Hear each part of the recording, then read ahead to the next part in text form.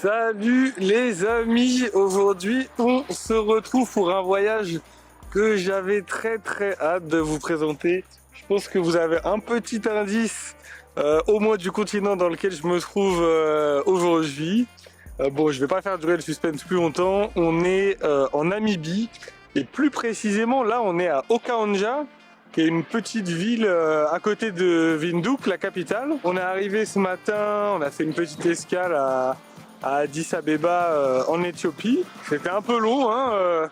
Il y a 7 heures de Paris pour aller jusqu'en Éthiopie, puis après 5 heures pour arriver ici, tout au sud de l'Afrique, en Namibie. Mais franchement, ça fait plaisir, ça va être un voyage super, 10 jours encore avec le CSE de mon boulot. Donc quand même des destinations bien sympas. Donc aujourd'hui, il n'y aura pas grand chose à vous montrer, mais ce qui est sympa, c'est demain, parce que demain, direction Etosha, pour aller en safari.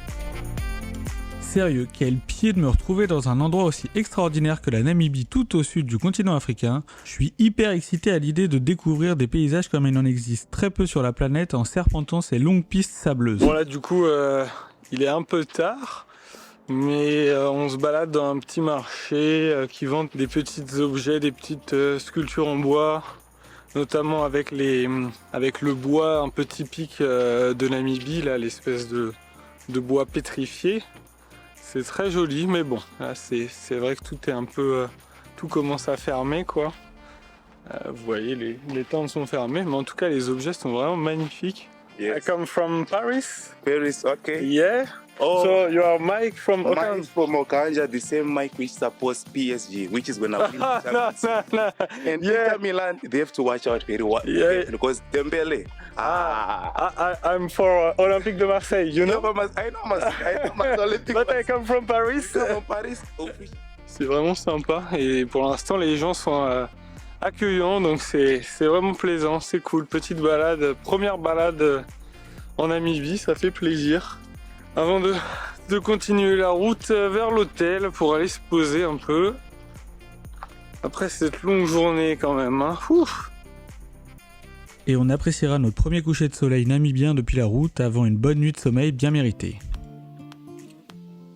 Bon, c'est notre deuxième jour en Namibie. On est à Udjo, donc on a quitté le lodge ce matin de d'Otjiwarongo.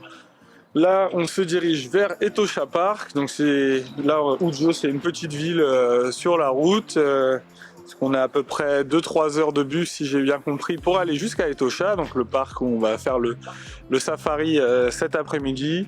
Donc la petite pause café dans une ville sympatoche, tranquillement. Vous voyez, il y a du soleil, il y a du monde, il fait beau, il fait bon.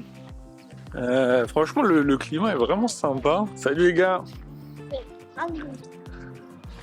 Ouais, franchement, moi j'aime beaucoup l'ambiance de ce pays pour l'instant. J'ai pas ressenti particulièrement d'insécurité ou quoi, donc c'est vraiment sympa de se balader tranquillement comme ça. On va aller faire un petit tour avant d'aller voir les animaux en safari, ça va être cool.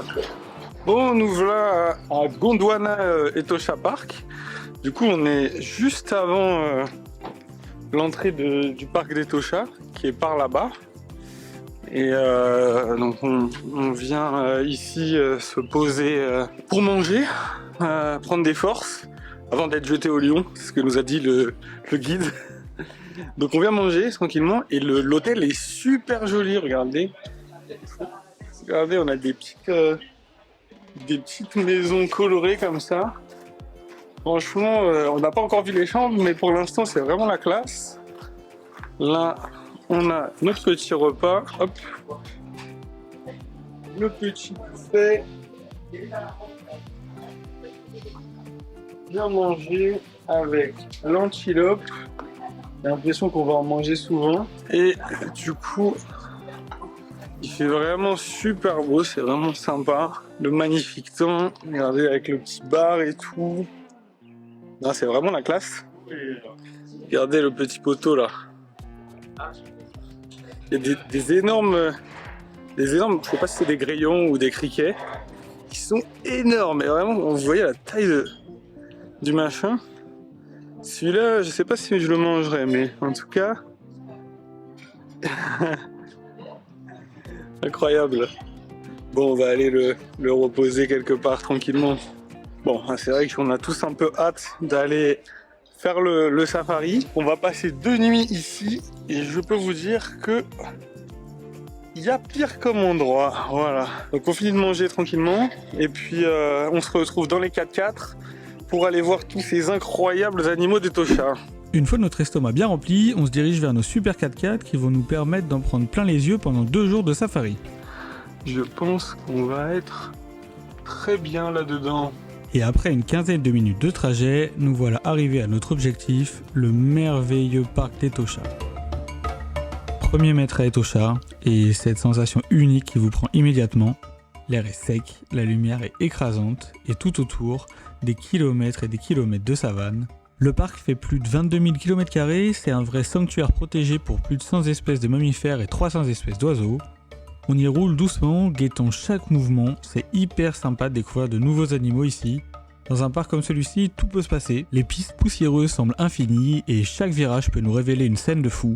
À Etosha, on est spectateur de la nature et ça se ressent, quelle expérience quand même.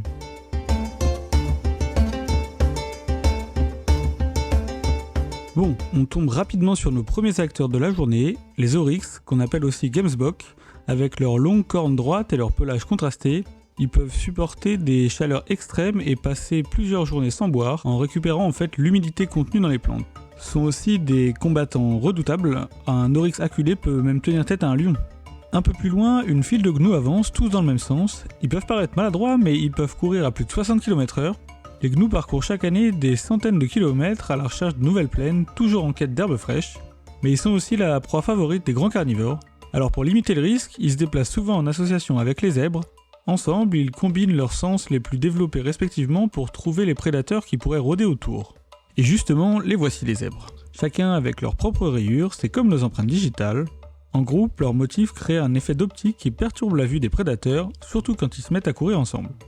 Leurs rayures les aident aussi à repousser certaines mouches et parasites, et on les voit parfois se gratter mutuellement, entretenir leur pelage ou se mettre tête bêche pour surveiller dans toutes les directions. Ils sont pas seulement magnifiques, ils sont aussi ingénieux.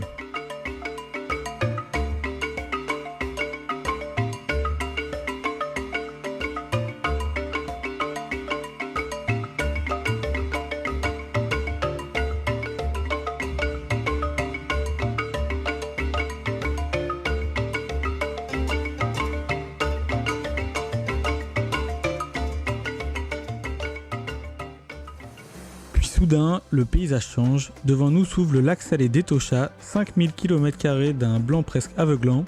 En cette saison sèche, il ressemble à une mer figée, mais après les pluies, l'eau revient et transforme l'étendue en miroir géant attirant des milliers de flamants roses. Aujourd'hui, seuls quelques autruches traversent cet endroit. C'est l'oiseau le plus grand du monde, mais aussi l'un des plus rapides, jusqu'à 70 km/h en sprint. Elles aussi aiment l'esprit de groupe en rejoignant souvent des autres herbivores. En bordure de piste, les antilopes sont partout. Elles font partie des proies les plus répandues et doivent rester en alerte permanente. Certaines espèces comme le springbok peuvent bondir à plus de 2 mètres de haut sur plus de 10 mètres de long, tout ça pour semer leurs prédateurs. On dirait parfois qu'elles bondissent de joie, mais c'est surtout une démonstration de force destinée à dissuader les chasseurs d'essayer de les attraper. Et puis, au ras du sol, on remarque des écureuils des sables, minuscules à côté des géants de la savane, mais tout aussi adaptés à l'environnement. Leur grande queue touffue sert de parasol en plein soleil brûlant, et ils vivent en colonies, partageant des tunnels qu'ils creusent dans le sol. Ils sont en apparence fragiles, mais dans ce milieu, chaque espèce a trouvé son astuce pour survivre.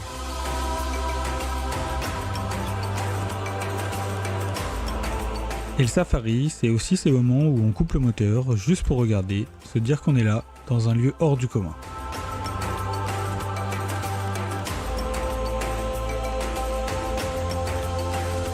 Les girafes apparaissent au loin, se découpant sur l'horizon. Leur langue de près d'1 demi-mètre leur permet d'attraper des feuilles coupantes des acacias, comme ça, normal. Ces animaux sont vraiment majestueux.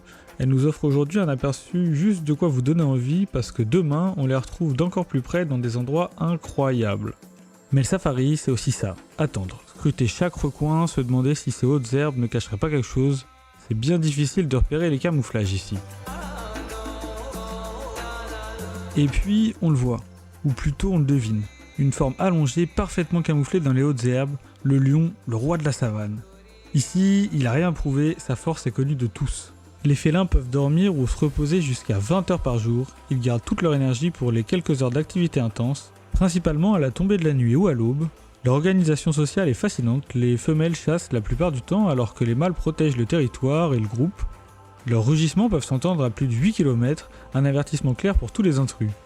Ce qui frappe, c'est qu'il n'a même pas besoin de bouger pour imposer le respect. Chaque muscle, chaque respiration semble rappeler que c'est lui qui décide. Et en le regardant, on se rend compte qu'ici, nous, on n'est que des invités et que tout peut changer en un instant. Pour le moment, là, il dort tapis dans l'ombre, mais si on le dérange trop, qui sait ce qu'il fera.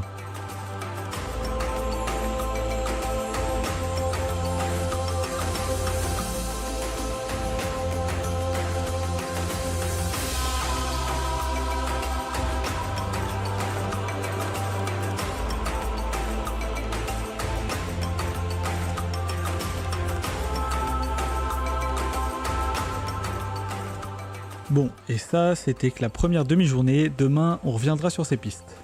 Après ces émotions indescriptibles et cet après-midi à chercher partout des animaux dans la savane, on rentre à l'hôtel, des images plein la tête, et on jette quand même un dernier œil sur le coucher de soleil façon Roi Lion avant de débriefer cette journée dans une super ambiance.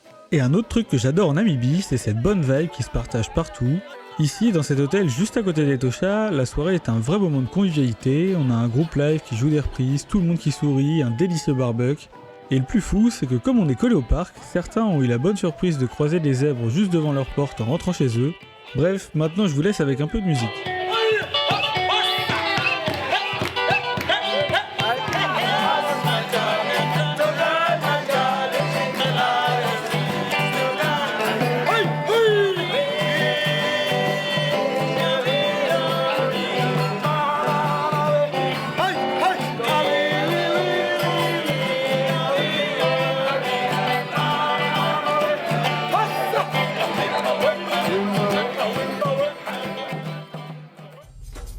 C'est notre deuxième jour à Etosha, on est dans le 4x4 encore. Cette fois-ci on part pour toute une journée complète de safari. Hier on avait fait la demi-journée, donc là on va pouvoir s'aventurer un peu plus loin dans le parc. De ce que j'ai compris, on va à l'est, alors je sais pas où est-ce qu'on va aller particulièrement. Je pense qu'on aura plus la chance d'aller voir des points d'eau, etc. Donc hier on a vu déjà un paquet d'animaux, mais il nous manque encore des éléphants, des rhinos, des phacochères, peut-être des léopards si on a de la chance. C'est parti pour cette deuxième journée à Etosha. C'est le deuxième jour et pourtant la magie opère comme si c'était la première fois. Le soleil se lève à peine et déjà la piste nous entraîne à travers ce décor infini. Un oryx traverse juste devant nous, impossible de ne pas s'arrêter, c'est l'emblème du pays, sa silhouette est même sur les armoiries de la Namibie. La lumière du matin rend ses cornes encore plus imposantes. Leur démarche est presque royale, fière, comme s'ils savaient qu'ils étaient l'un des symboles de ces terres sauvages.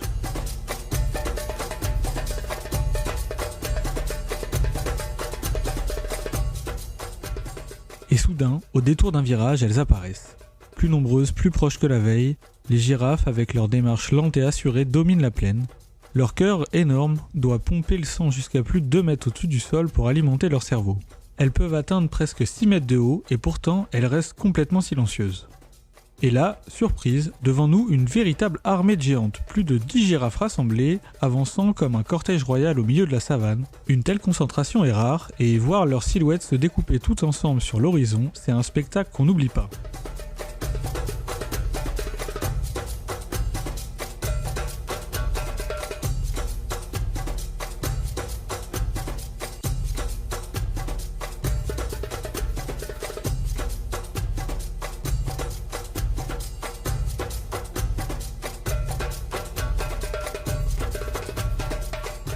Dans un parc comme Etosha, chaque point d'eau est une promesse, et parfois un champ de bataille.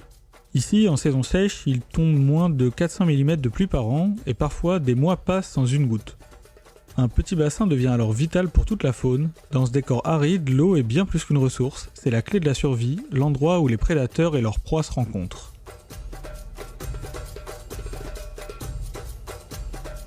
Et là, à l'horizon, une silhouette immense se dessine, c'est l'éléphant d'Afrique, le plus grand animal terrestre au monde. Un mâle peut peser jusqu'à 6 tonnes, et à vrai dire, il n'a pas vraiment de prédateurs ici, on comprend vite pourquoi.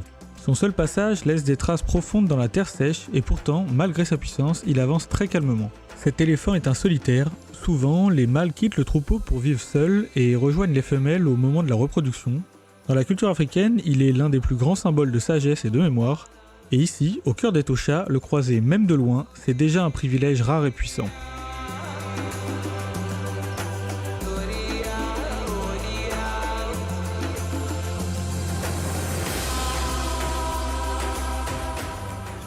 Et là, on est tout en haut d'une tour au milieu de Okokwejo qui est au milieu du parc d'Etosha. Et regardez, on a une vue à 360 sur le parc. C'est magnifique, franchement. Ils ont construit une tour, une espèce de tour. Regardez, il y a vraiment comme des remparts, une espèce de tour médiévale au milieu du parc. C'est trop stylé. Ah, mais il y a des piscines là. Trop fou. Du coup, ouais, on peut dormir en fait ici, dans le parc. C'est super sympa. Et puis, profiter de la vue magnifique. Je pense qu'on peut facilement voir des animaux au loin et tout. Trop cool, quoi. Donc, on fait une petite pause ici, 15-20 minutes, tranquillement. Et puis après, on va repartir à l'est par là-bas, si j'ai bien compris. Ça va être trop cool.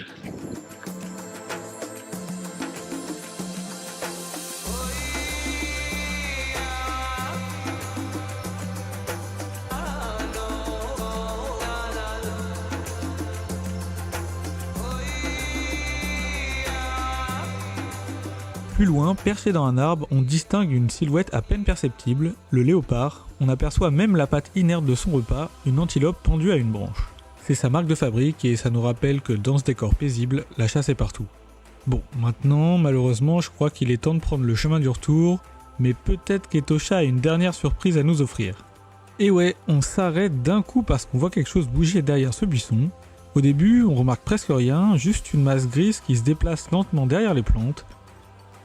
Puis, plus de doute, c'est bien un rhinocéros gris, l'un des animaux les plus impressionnants du monde. Sa silhouette trapue, son épaisse peau plissée et ses muscles puissants racontent des milliers d'années d'adaptation à ce milieu impitoyable. La Namibie abrite encore certaines des populations les plus précieuses de rhinocéros, mais chacun d'entre eux est un survivant, sauvé de justesse d'une chasse qui a failli les faire disparaître. Ici, au cœur d'Etosha, le voir dans son habitat naturel, c'est toucher du regard l'une des forces brutes les plus incroyables de la nature.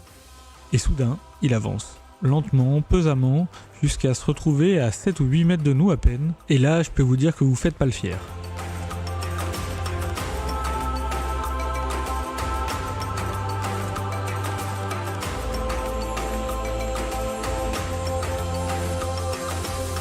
Waouh, franchement, quelle deuxième journée au parc mémorable. Merci aux rangers qui nous auront accompagnés pendant le périple. Etosha, c'est un rêve réalisé.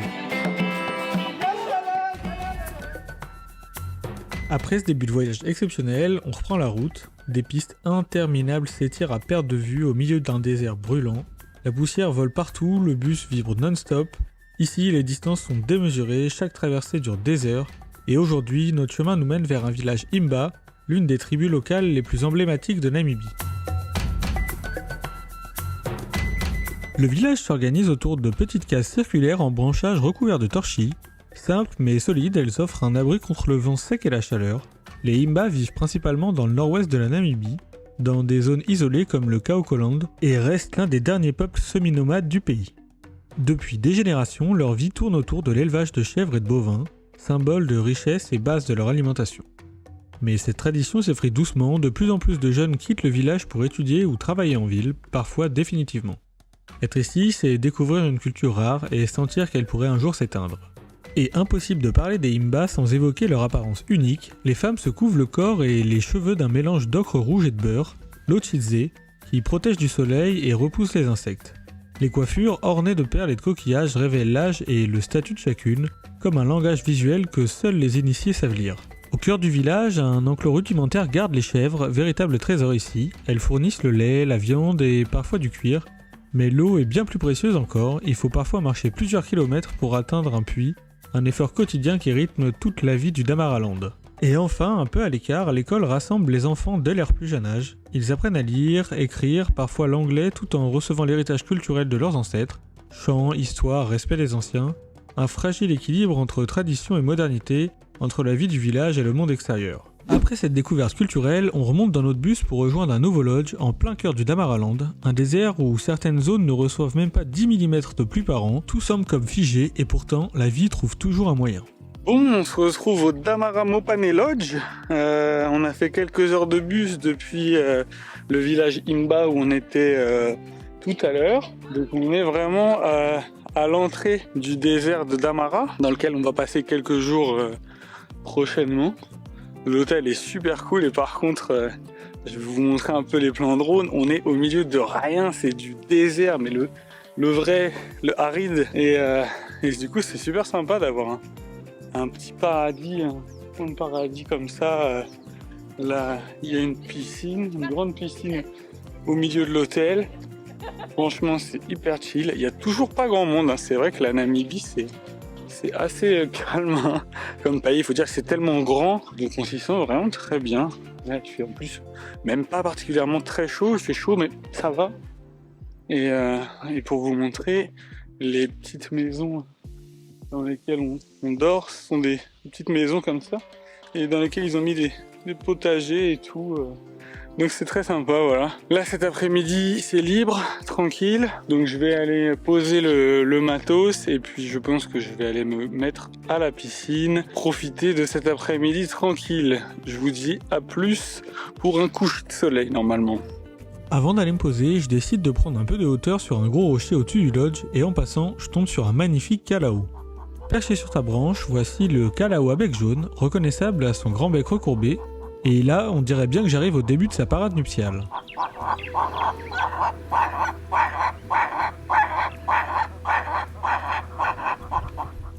Et vu d'en haut, le Damaraland dévoile son immensité brute, un désert rocailleux, l'un des plus arides au monde où certaines zones restent sans pluie pendant plusieurs années.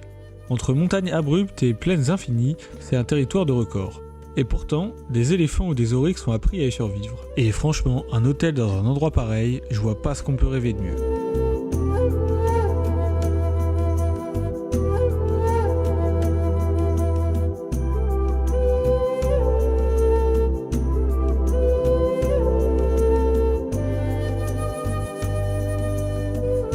Et le soir, comme prévu, je remonte sur la plateforme avec le groupe pour apprécier l'un des plus beaux couchers de soleil que j'ai pu voir de mes propres yeux.